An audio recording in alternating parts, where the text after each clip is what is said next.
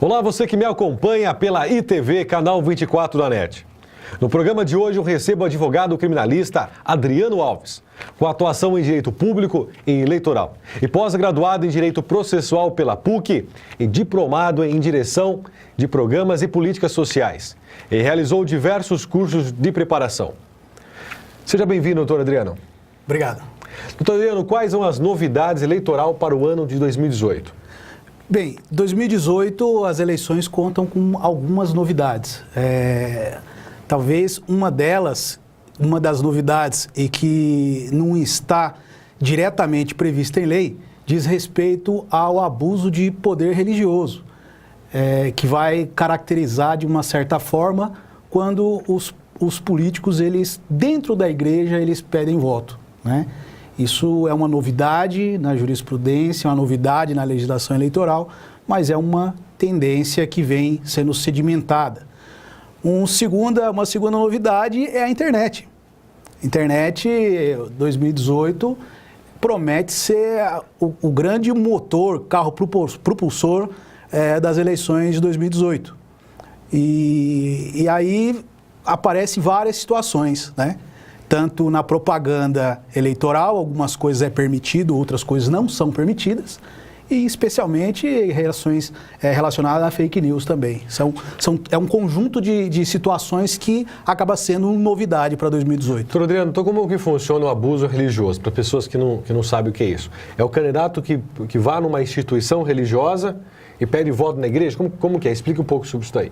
Olha, Vinícius, a questão do abuso de poder religioso, ele está sendo discutido ainda entre os juristas, entre o Ministério Público já demonstrou que vai haver uma repressão muito forte, uma fiscalização muito forte em relação a isso, mas ainda não existe julgados ainda, né?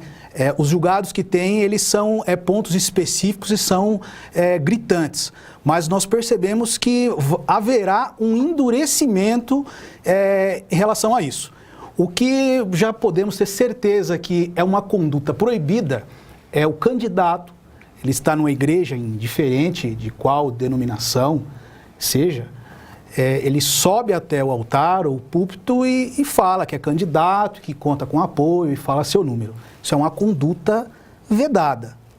Isso pode ter certeza que vai gerar problemas aí, tanto para o candidato ou até mesmo para o líder religioso. Mas aí, num caso fora da igreja, o candidato pode panfletar na porta da igreja, isso... Existem divergências. Como eu te disse, ainda não existe uma jurisprudência consolidada, né? Existem entendimentos que do portão para fora seria permitido, porém é preciso cautela.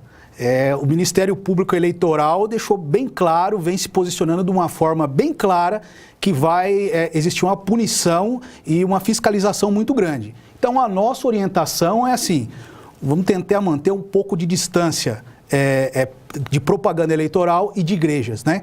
Preferência que faça do outro lado da rua, que faça em outro momento, né? Mas na porta da igreja não seria aconselhável neste momento. Doutor, em relacionado à internet, o senhor comentou que agora, esse ano 2018, os candidatos vão poder usar mais a internet.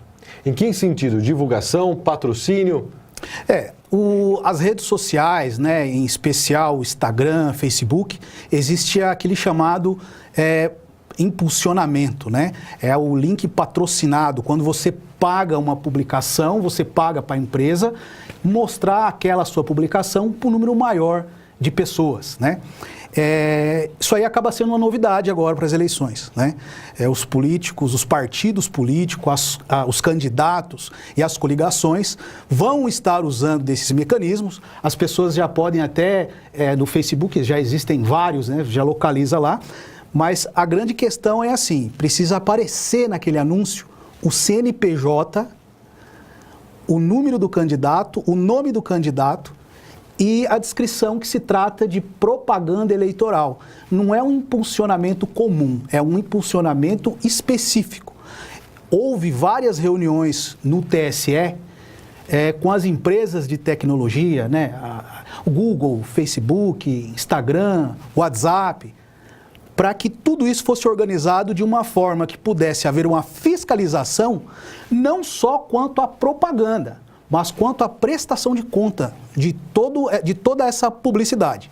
Outra questão que é importante destacar é que, assim, o eleitor, ele pode compartilhar, pode comentar, ele não tem problema nenhum ele ajudar o seu candidato. Agora, o que ele não pode fazer é ele impulsionar no Facebook, ele pagar na rede social para divulgar a candidatura do seu candidato. Isso não pode, é uma conduta vedada. Olha que interessante. Então, você que tem um amigo candidato aí, você não pode patrocinar no Facebook ou no Instagram o trabalho dele, é isso, doutor? Exatamente. E o candidato, então, ele tem que sair o CNPJ e ele presta conta a isso? Ele presta conta de todo esse procedimento aí. E tem algum limite máximo para fazer isso? Olha, os limites, ele é vinculado conforme a candidatura, né? Para deputado estadual existe o limite de R$1 milhão, para deputado federal o limite de 2,5 milhões para gastos de campanha, e dentro desse valor total existem especificações proporcionais de quanto que se poderia gastar em cada campanha. Doutor, quais são os crimes recentes sobre direito eleitoral? Olha, recente nós não temos muita coisa, mas a gente tem aqueles mais recorrentes, né? Que é o que percebemos que é possível acontecer mais. Para o dia da eleição, é preciso tomar cuidado com um crime que é descrito no Código Eleitoral, que é a aglomeração de pessoas próxima à escola onde vai ocorrer a votação, aglomeração de pessoas buscando captação de votos. Tipo então, boca de urna. É exatamente isso, mas aí é aquela questão, né? 10 pessoas, 5 pessoas com bandeira, com material, com carro, a aglomeração de pessoas vinculadas a um mesmo candidato, a um mesmo partido, se manifestando quanto àquele partido, pode caracterizar um crime eleitoral. Um outro crime que precisamos destacar, que às vezes ele não é muito explorado, mas é muito sério, é a questão de depredação. Quebra do material da propaganda eleitoral. Por exemplo, o candidato ele tem seu material de campanha e ele está trabalhando aquele material e, de alguma forma, esse material é destruído. Então, impossibilitar, inutilizar, destruir material de campanha pode ser caracterizado crime eleitoral. Então, por exemplo, se eu posso rasgar o papel do candidato, o que eu não posso é pegar tudo dele e jogar fora, é isso? Aí essa linha essa margem de interpretação que a gente tem que ter, né? A gente não pode afirmar que você rasgar um santinho seria crime. Mas, por exemplo, o candidato ali, ele tem na frente do seu comitê aquela placa maior que é autorizada a colocar, né? E, de repente, você vai lá e quebra aquela placa. É um crime eleitoral. Crime eleitoral. É um crime eleitoral, sem sombra de dúvidas. E vai manter, jogar panfletar na rua, isso pode? Olha, um outro ponto que a gente está vendo muito pelo Ministério Público Eleitoral é a fiscalização quanto àquela chuva de material na véspera da eleição. Isso aí cada vez mais está sendo fiscalizado e o Ministério Público, a Justiça Eleitoral já se posicionou de uma fiscalização muito forte em relação a isso. Na verdade, isso nunca pôde, né? Fazer aquela chuva, o derrame de santinho, né? Que tem pessoas, né, ainda, doutor, que cai, vai voltar, cai, escorrega no papel. Chega a ser, e talvez não seja necessariamente isso, né? Que vai garantir ali a diferença no resultado eleitoral. Mas não pode, isso aí não pode. Na véspera da eleição, aquele derrame de material não é uma conduta apreciada aí na Justiça Eleitoral. Doutor, muito se fala sobre improbidade administrativa. O que seria isso? Olha, o eleitor, para ser candidato, para ele registrar sua candidatura, a lei exige alguns requisitos. Entre esses requisitos, ele é preciso que seja filiado a um partido político, precisa ter uma idade mínima, no caso, para vereador, 18 anos, deputado 21, enfim. Certidão criminal, ele não pode ter condenações criminais referente a vários crimes, né? Vários crimes, se o sujeito for condenado, impossibilita que ele seja candidato.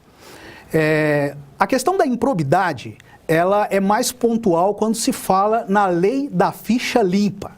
A lei da ficha limpa, ela deixa claro as situações que impossibilitam a pessoa a ser candidato a qualquer cargo eleitoral, eletivo. Tá.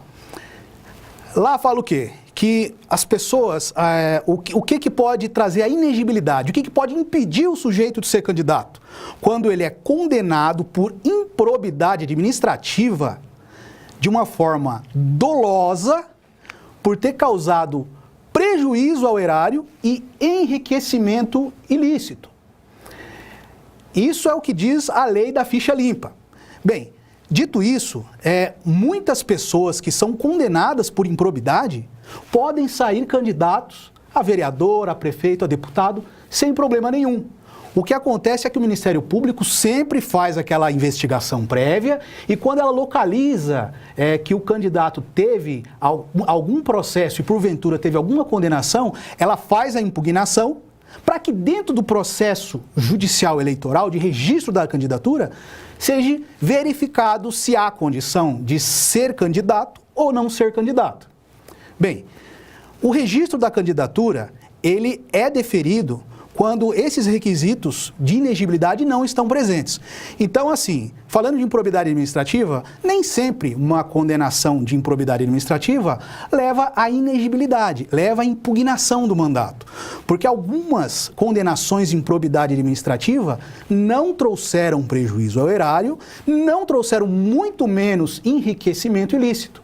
Então, por mais que tenha na sentença de improbidade uma suspensão de direitos políticos de 3, 5, 8 anos, a questão de inelegibilidade é só a Justiça Eleitoral que pode definir.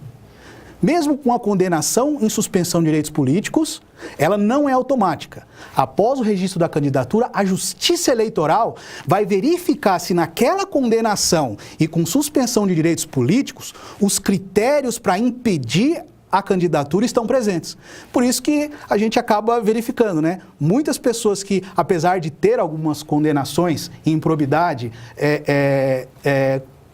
de improbidade administrativa, sendo uma condenação injusta ou não, saem candidatos e continuam exercendo o mandato. Então, na verdade, eles estão questionando e você tem que se defender, é isso? É exatamente isso. A função do Ministério Público é essa, é fiscalizar, né? Em todas as áreas, em todas as matérias. Agora, na questão eleitoral, principalmente, o Ministério Público sempre quando percebe que pode haver algum requisito que impeça o registro daquela candidatura, o Ministério Público faz a impugnação para poder fazer uma pesquisa mais a funda. Se for encontrado algum empecilho para registrar a candidatura, ok. Se não, continua e o candidato sendo eleito vai exercer seu mandato tranquilamente. Doutor, e o Ministério Público precisa ser provocado para fazer isso ou não? Não necessariamente. Não necessariamente. O Ministério Público, ele por si, ele já faz esse trabalho de fiscalização. Mas pode acontecer de alguém? Pode. As pessoas podem. O Ministério Público, ele trabalha de ofício, né? E trabalha também por denúncias. Então, se tiver uma denúncia, um aviso junto ao Ministério Público de alguma causa para impugnação, ou inclusive alguma propaganda irregular, gastos irregular de campanha, essas denúncias podem ser feitas ao Ministério Público, à Justiça Eleitoral, e vão ser apreciadas e investigadas, né? Doutor, nós vamos para um rápido intervalo e já voltamos.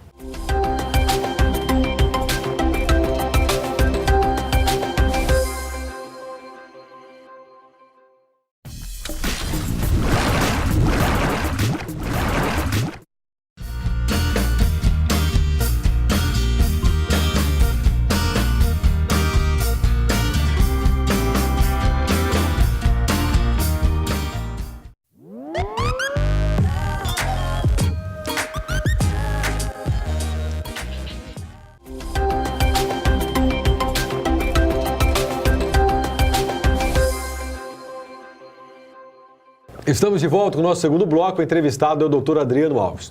Doutor, votar em branco resolve? Votar em branco e o voto nulo não resolve nada. Não resolve nada. Não resolve nada. A melhor situação é ir e votar no candidato que você tem afinidade, aquela pessoa que você acredita nos projetos políticos e garantir seu voto. Existe um mito, né, que se 50% dos votos forem anulados, branco, nulos, a eleição ela é anulada. Isso é um grande mito, é uma grande mentira. Para você ter ideia, a gente pode dar um exemplo, que é um exemplo até absurdo, mas é um exemplo muito usado pelo professor Rodolfo Viana, em Minas Gerais. Ele diz que se tiver 3 eleitores na eleição para presidente, 2 eleitores votar no candidato A e 1 eleitor no candidato B, o candidato A está eleito com 60% dos votos válidos. O resto pode todo mundo ficar em casa e ninguém votar. Agora, uma coisa que precisa de ser destacado é assim, uma nova eleição ela só acontece quando o candidato que ganhou a eleição ele é cassado. Se de alguma forma ocorreu ilícitos eleitorais, condutas vedadas, enfim, se a Justiça Eleitoral resolve cassar o registro da candidatura ou o diploma do candidato eleito, e esse candidato eleito, ele é cassado, aquela história de que o segundo assume a cadeira não existe mais. Não existe. Não, a eleição ela é cancelada e é feito um novo pleito eleitoral. E todos os candidatos que participaram dessa eleição, exceto o que foi cassado, podem participar de novo da eleição. Então, assim, votar branco e nulo não resolve nenhum problema no nosso país. A cidade de Pirapora, do Bom Jesus, aqui da nossa região, aconteceu isso. O prefeito deu certo a candidatura dele, aí chamou umas novas eleições, alguns vereadores, o próprio prefeito também, outro de Mairim, que é o Peixinho, né? Mairim, Peixinho. O Peixinho aconteceu a mesma coisa. O prefeito foi cassado, tirado do cargo, aí fizeram uma nova eleição e ele era vereador e ocorreu o cargo de prefeito e ganhou a eleição. Existem algumas cidades no estado de São Paulo, eu não vou conseguir me lembrar exatamente quais, mas, se não me engano, existem cerca de 5 ou 6 cidades que agora, no pleito do dia 7 de outubro, além de escolherem deputados estaduais, federais, senador, governador e presidente da República, também vão escolher o prefeito. Olha só. Então, votar em branco não resolve, hein? Dia 7 de outubro, escolham. Porque opção tem, né, doutor? Opção tem, né? Sempre tem, muitas opções. Basta o eleitor ele escolher dentro de todos os candidatos aquele candidato que ele acredita que vai representar a ansiedade popular.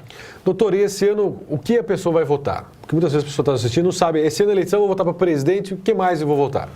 Olha, a eleição é para deputado federal. Então eu começo na urna lá, chego na urna... Começa na urna, e essa é uma das diferenças, porque sempre foi deputado estadual, federal, governador, senador e presidente da República. Houve uma certa mudança, agora é deputado federal, estadual, governador, senador e presidente da República. Na verdade, 2 senadores, né? 2 vezes para senador. Essa eleição, o eleitor vai votar para 2 senadores, vão ser eleitos 2 senadores. Então, é uma quantidade grande de candidatos. Aquele eleitor que realmente ele quer usar o seu poder de voto para ajudar a decidir, precisa anotar todos esses números aí, porque tem bastante vagas aí, bastante candidatos aí para serem votados. Às vezes encontra alguém na rua, doutor, a pessoa fala, mas esse ano não vou votar em ninguém. Minha sugestão é que você vote. Porque mesmo que o seu candidato, você votou, e o seu candidato não supera a expectativa, pelo menos você fez a sua parte. Sem sombra de dúvida, a gente precisa participar, né? Precisa estar votando. Por mais que a insatisfação popular ela é muito grande, e com razão, né? Existem muitas coisas acontecendo que desagradam muito a sociedade brasileira, a única forma democrática de se alterar isso é pelo voto. Não existe uma outra forma na nossa sociedade de alterar as coisas que não estão dando certo. A única forma é o voto popular. Muito se fala, né, em golpe, em mudar, em tem que acabar com o Congresso, e tem que fazer isso. Muito já foi feito no nosso país, muita coisa já aconteceu, e pode ter certeza que a democracia por mais que ela não resolva todos os problemas, ela é uma das melhores formas de se administrar um país. Precisa haver o voto, as pessoas precisam estar votando e escolher certo. A grande questão é estar escolhendo certo, né? Isso principalmente nesse ano, porque em 2018 a gente está comemorando 30 anos de Constituição Federal. E é num ano que se comemora 30 anos de Constituição Federal, de Constituição democrática, que a gente vê, de repente, os militares, vamos assim dizer, né, tomando, de repente, um cenário, se tornando peça do cenário político, né? Mas eu acho que tudo isso faz parte da democracia. Doutor, o que faz um senador? Olha, o senador, ele é diferente do deputado federal. O deputado federal, ele representa o povo. Ele representa a população do seu estado, na Câmara dos Deputados. O senador, ele representa o estado. Ele representa a instituição do governo do estado. Vamos colocar dessa forma. A diferença dessas duas câmaras, né, que a gente no Brasil tem um sistema bicameral, a Câmara e o Senado, ela sempre ela inicia um projeto e a outra faz a revisão.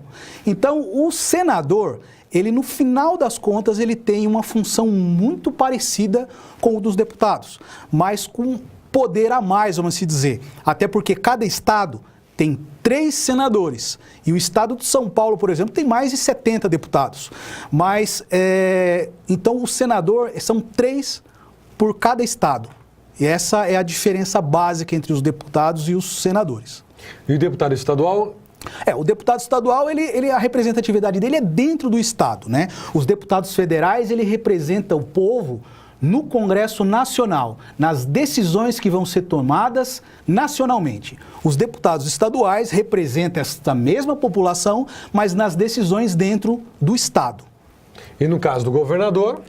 O governador é questão do governo do estado, né? Ele vai administrar, é um cargo executivo, ele vai administrar o governo do estado. E a presidência, a gente já sabe, que é a pessoa que vai administrar toda a nossa nação.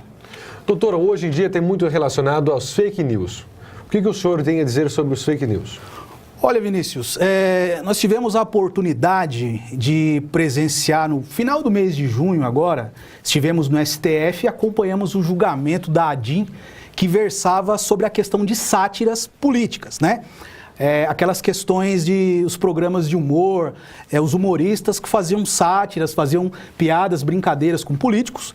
Veio uma legislação em 2010 que dizia que isso não poderia ser feito. Essa legislação ela foi suspensa por uma decisão do STF e ela foi definida agora no final de junho, autorizando, deixando claro que é possível sim os meios de comunicação, os programas de humor, satirizar as pessoas que estão envolvidas aí no cenário político.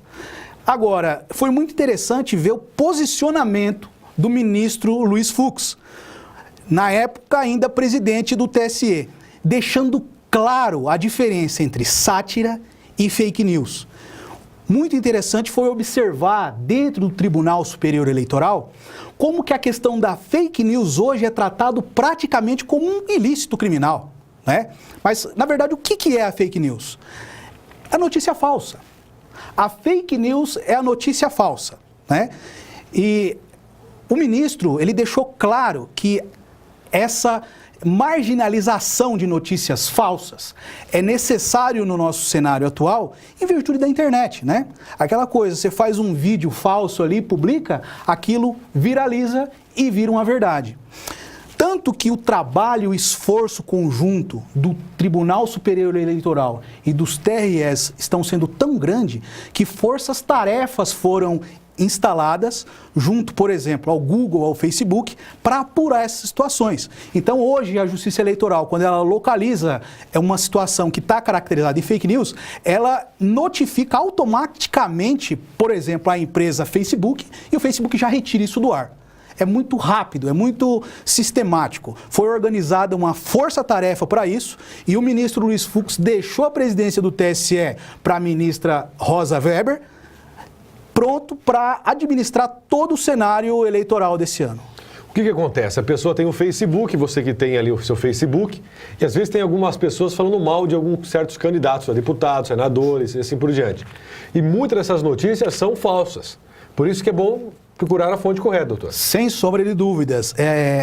A fake news, ela, além de poder ser retirada em decorrência do reconhecimento de ser uma notícia falsa, ela pode desencadear um processo penal eleitoral.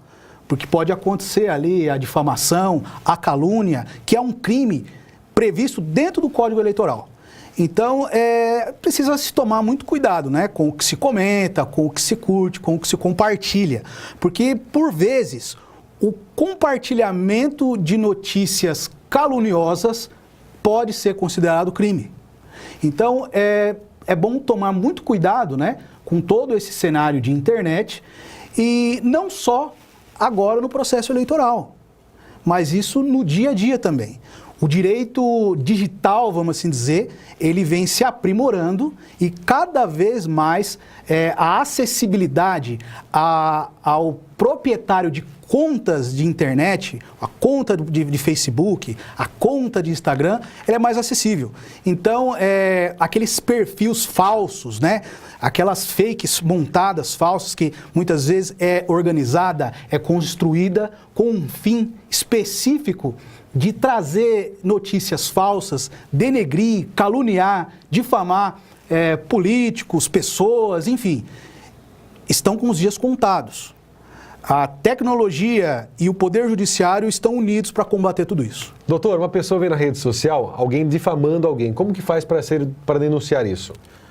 Olha, a denúncia ela pode ser feita direto no site do Ministério Público do Estado ou no site do Ministério Público Eleitoral, na Justiça Eleitoral. Em ambos os casos, tem um link específico lá no Poder Judiciário, onde ela vai fazer um cadastro, vai colocar o nome dela, ela vai se identificar e pode, inclusive, mandar um arquivo explicando o que está acontecendo. Um print, por exemplo? É possível mandar isso sim. O que vai acontecer? O que vai acontecer é que essa denúncia vai direto para a mão de um promotor de justiça. E, a partir daí, é possível ser tomadas as providências. É lógico, se, no caso do candidato, ele também pode fazer isso ou pode fazer na forma judicial, que acaba sendo mais rápido e prático. Mas o eleitor pode e deve denunciar. As denúncias, por parte do eleitor, ela é muito importante para a manutenção da coisa mais importante na eleição, que é a transparência e lisura do processo eleitoral. Doutor, esses tempos eu vi na rede social uma pessoa que é candidata, que está patrocinando um time de futebol, por exemplo, com o nome da pessoa. Pode fazer isso? Olha, se ele fez antes do pleito eleitoral, não se localiza muito problema. Agora, durante o processo eleitoral é vedado, isso é proibido. Ele não pode estar patrocinando e muito menos com o número dele.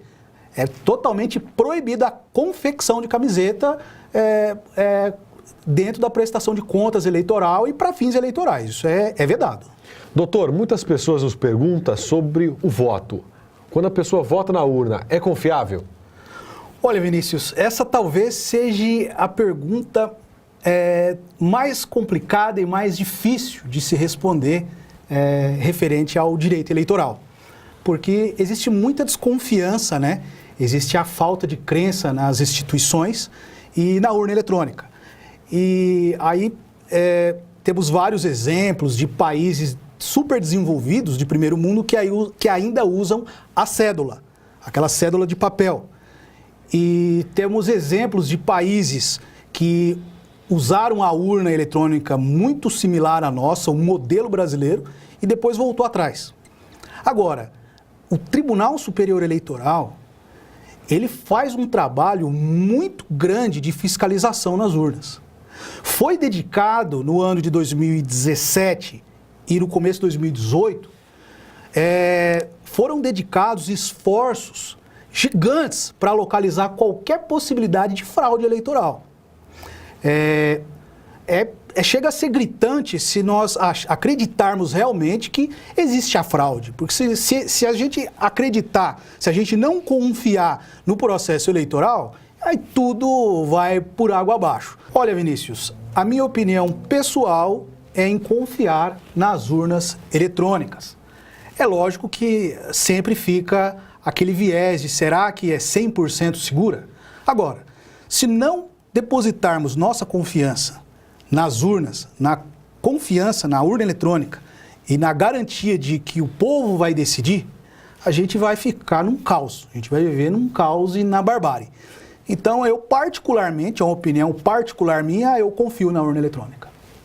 Doutor, muito obrigado pelo esclarecimento. Acredito que você, telespectador, compreendeu um pouco essa situação e denuncie. Se vê coisa errada na rede social ali, procura, como que é o site lá?